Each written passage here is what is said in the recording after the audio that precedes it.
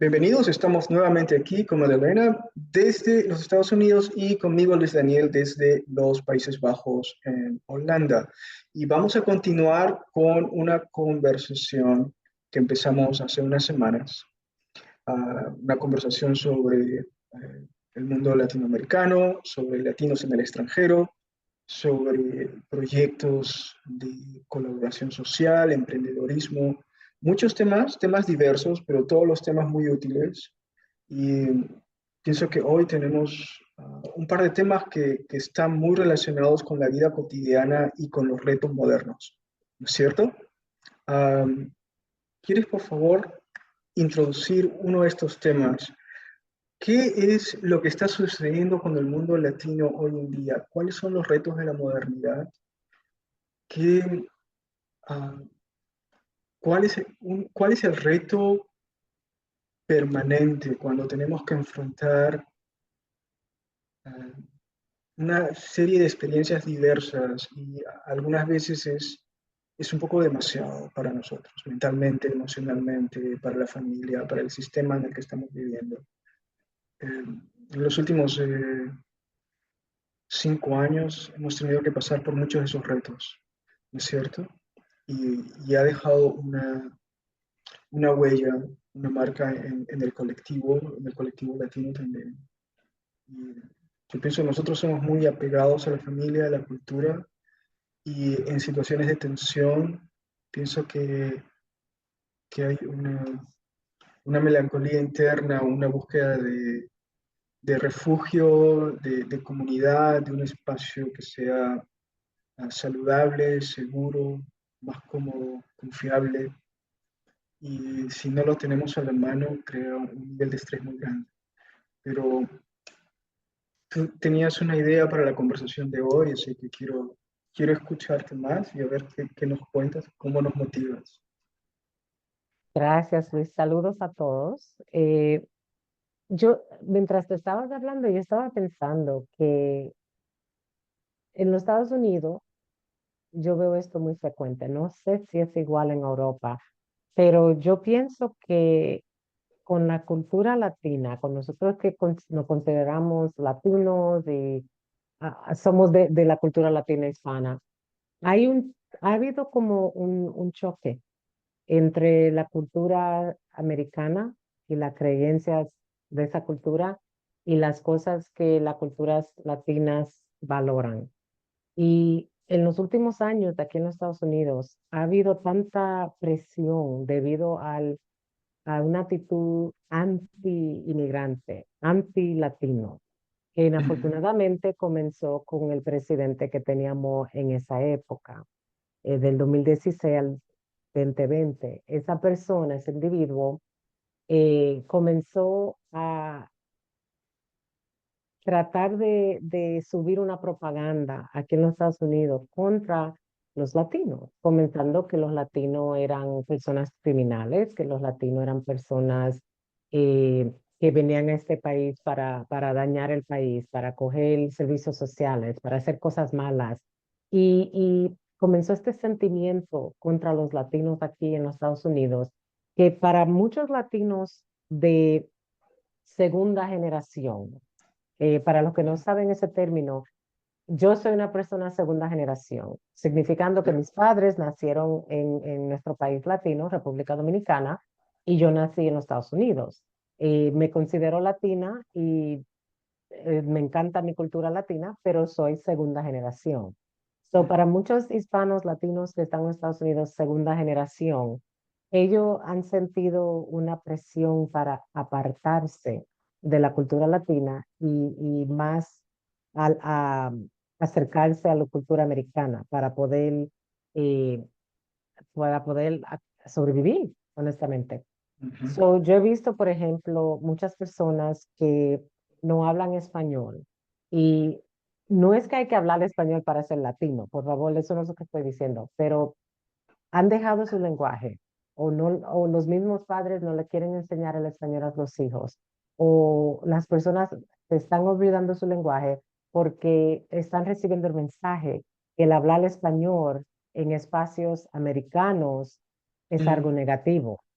En Europa, Mm, mi manera de percibir cuando yo he viajado por otro lado del mundo es que en otros países el hablar varios lenguajes es algo bonito y algo que todo el mundo hace. A mí me sorprendió mm. en Europa que la mayoría de personas hablan 3 lenguajes, hasta 4, y no es nada. Ah, En los Estados Unidos es speak English. Aquí se sí. habla English.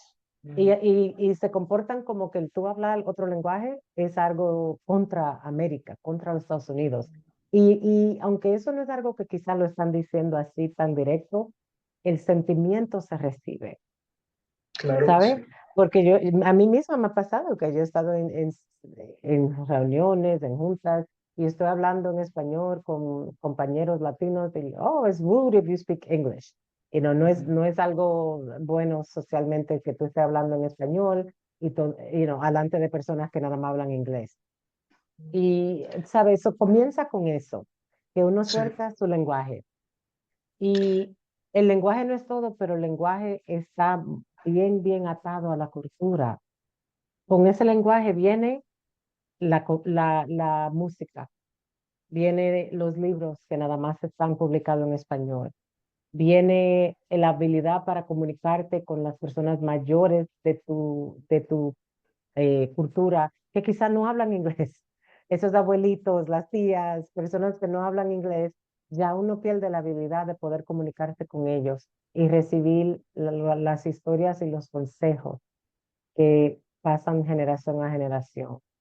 Mm, Nuestra religión y nuestras creencias espirituales, porque muchos latinos siempre han mezclado su religión o creencias indígenas o africanas, para nosotros que somos latinos caribeños, lo han mezclado con creencias católicas.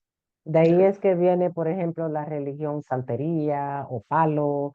Eso es una mezcla de es la cierto. religión católica y las religiones africanas. Se mezclaron y le oran a Jesucristo y a Yemayá, la diosa del mal, o Changó, el dios del fuego. Y las personas de países que tenían muchos indios indígenas, El Salvador, Costa Rica, Ecuador, países así, que utilizan sus medicinas naturales, que creen mucho en la naturaleza, en los espíritus que ayudan así de la naturaleza. Hemos perdido esa conexión. Mm, Hemos perdido sí. esa conexión y el apoyo cultural. ¿Sabe? La depresión, la ansiedad, los problemas siempre han existido, pero yo pienso que como teníamos diferentes sistemas y más apoyo cultural antes, las personas tenían como más opciones. Ahora, Ujú, la mayoría de personas en este mundo moderno se han quedado que cuando tienen un problema fuerte, si no tienen una persona, un mejor amigo, una mejor amiga, un esposo, una esposa, se quedan que lo único que pueden hacer es llamar a un terapista.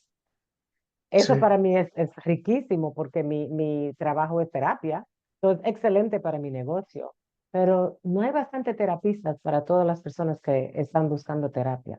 Mm, So, hemos creado un tapón, que todo el mundo ya, está sí. buscando algo como la única solución y se ha olvidado que nosotros hemos sobrevivido miles de años con medicinas naturales, sentándonos afuera en la naturaleza, orándole a Dios, a Changó, a Yemayá, a quien creemos, haciendo nuestras rituales, tú sabes, que nos ayudan, los baños espirituales, todas esas cosas que por miles de años nos han ayudado a sobrevivir y ahora estamos demasiado como alejados de nuestra cultura. Eso es lo que yo veo en muchas personas y es algo que no nos está ayudando.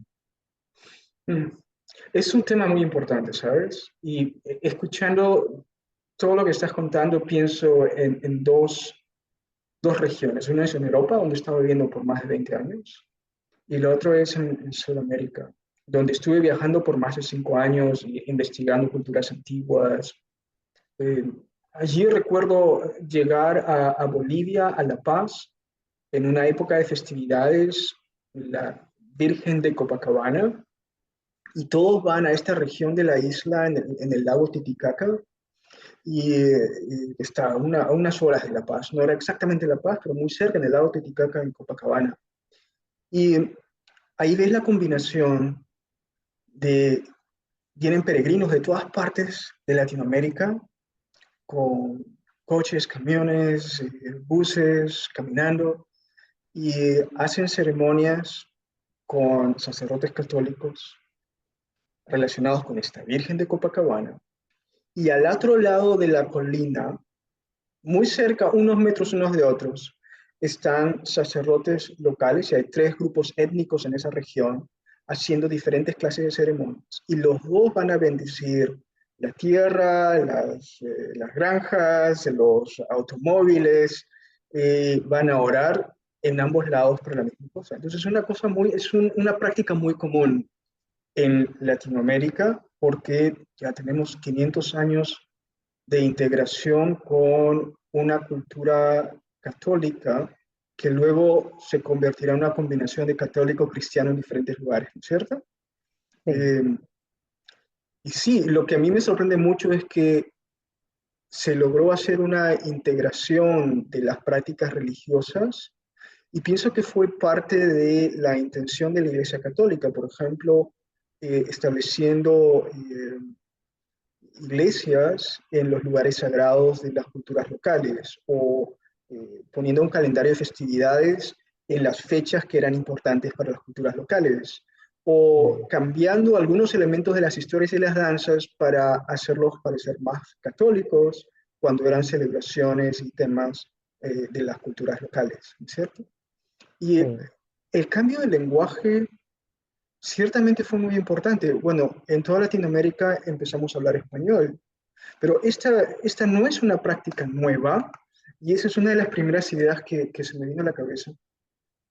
Como sabes, a mí me interesa mucho la historia, y Ujú. estudiando las civilizaciones antiguas, una práctica del imperio incaico, de los incas, en el movimiento de expansión, fue eh, primero llegando a una región, a un valle, por ejemplo, con una cultura diferente. Primero, tomar a todos los sacerdotes y sabios y llevárselos a otra región al sur, Mm. y aprender todo el conocimiento de ellos, la parte de innovación, la parte de religión, lenguaje y todo lo demás, pero era solamente para el imperio, no más para la gente local. Oh, La segunda práctica era tomar a los líderes locales, a las familias de las castas locales, a otra región en el imperio para tratarlos bien, pero el valle se quedaba sin líderes, sin familias o herederos de ese liderazgo. Y la tercera práctica era cambiar completamente el lenguaje. Nadie más podía utilizar el idioma antiguo o local o las prácticas antiguas y locales. El resultado de esto fue que en 2 o 3 generaciones la cultura previa se olvidó. mm. Sin líderes, sin costumbres, sin prácticas religiosas, sin conocimiento, sin identidad, se asumió completamente la cultura incaica. Y los incas utilizaron 3 leyes importantes. Y a mí me gusta hablar de este tema porque siempre tenemos este orgullo sobre los uh, imperios y las culturas antiguas en Latinoamérica, pero tenemos que recordar que fueron imperios conquistadores, no necesariamente bondadosos, que tenían Sí, estrategias de expansión igual como la han tenido los colonialistas que llegaron a Latinoamérica 500 años después. sí. Entonces, ¿qué hicieron ellos? Pusieron 3 leyes muy sencillas: no robar, no mentir, no matar. Entonces, cuando tú lees esta información en los libros de historia y luego revisas qué tan organizado estaba el imperio incaico y qué tanto progreso había, y comentan sobre la idea de que, bueno, 3 leyes básicas eran suficientes para que una civilización se desarrollara así. Pero, ¿cuáles eran estas 3 leyes por detrás? Tú puedes decir que no robar, no matar, no mentir son buenas prácticas, ¿no es cierto? Pero ahora Sí. imagínate que los incas llegaron a un valle, y en este valle prohibieron el lenguaje, prohibieron todo, como lo dije antes, y obviamente los agricultores tenían que producir comida para los incas, o sea, la tierra pertenecía a los incas, la comida pertenecía a los incas, los locales recibían una porción de todo lo producido, y no era su propiedad, era simplemente que los incas les daban algo para vivir. Entonces ellos no tenían derecho sobre la tierra ni tampoco sobre la comida. Ahora imagínate que hay una pareja de hermanos. Esta es una historia inventada solamente para darte un ejemplo. Un hermano muy pequeño y un hermano que es un poco más joven. El pequeño tiene hambre y no ha comido todo el día. Ellos están trabajando la tierra y están en un lugar donde se acumula la comida, los frutos de la tierra. Entonces, es lo que va a hacer el muchacho este joven, tomar, por decir hoy en día, una manzana o tomar un fruto y comerlo. Pero oficialmente eso es robar al Inca, por lo cual habrá una pena de muerte. El hermano mayor se da cuenta y tiene que proteger a su hermano menor. Cuando los guardias que trabajan para el Inca preguntan qué están haciendo allí, quién ha comido esa comida, el hermano mayor tendrá que mentir para proteger a su hermano menor. Obviamente, eso los lleva a una situación de refugiarse, defenderse, quizás matar a alguien para salvar su propia vida. Mm. Entonces, estas tres leyes que son tan sensibles, tan sencillas, también pueden ser utilizadas como un sistema de opresión. Eh, y este pienso que es el tema, o sea, cómo se reemplaza una cultura, Ujú. cómo se elimina la memoria de una cultura en 2 o 3 generaciones y cuáles son las nuevas reglas que, que son para esta nueva población. Aquí en Europa, por ejemplo, hay en cada país, y he estado viviendo en varios países, ¿no? O sea, tengo experiencia en Alemania, en Suiza, en Holanda, Finlandia, Bélgica, eh, viajando y pasando por este proceso de inmigración en estos países. Y um, hay este programa de integración, o sea, el gobierno local tiene la expectativa de que tú te integres. ¿Y qué significa eso, básicamente? Y he tomado varios cursos en cada país como para saber cuál es la perspectiva de cada gobierno. En Suiza fue muy interesante, te daban cursos del idioma local para poder comunicarte, te enseñaban cosas muy sencillas sobre cómo tomar el transporte, cuáles son los servicios de salud, cuáles son los servicios legales, cuáles son tus obligaciones en la ciudadanía y otras cosas más. Te enseñaban prácticas de contabilidad muy básicas, ¿me entiendes? Simplemente para prepararte para una vida local, incluso cómo montar una bicicleta siguiendo las leyes locales. Oh, Muy ok. bien. Entonces, Sí. a mí me parecía eso muy interesante y obviamente estaba muy motivado para aprender. Pero la expectativa cuando yo estoy en la calle comprando en una tienda, si intento hablar el alemán, la gente local me mira y dice, oh, y ellos lo dicen así en su idioma local. Mira, qué interesante, ¿cómo va el extranjero a comprar en nuestra tienda, en esta tienda, un producto? Entonces, los suizos paran y me empiezan a mirar así todos juntos, mientras que yo estoy pidiendo un producto, pagando el producto, y ellos comentan unos con esos, mira, qué interesante, ¿cómo lo hacen ellos tan diferente como nosotros? Al comienzo me pareció un poco extraño, después me di cuenta que es parte de su curiosidad, parte de su interés, pero al mismo tiempo es claro que somos diferentes, lo hacemos siempre de un modo distinto, no se hace de acuerdo a la práctica local, es curioso, incómodo, inconveniente, no es correcto, y los juicios de valor siguen complicándose más y más y más, sobre todo para las personas que tienen ya muchos años con los extranjeros. Por ejemplo, sí, él tiene dinero para comprar también, porque probablemente está ganando en un trabajo que otra persona local no tiene. Mm. Y una asociación viene después de la otra.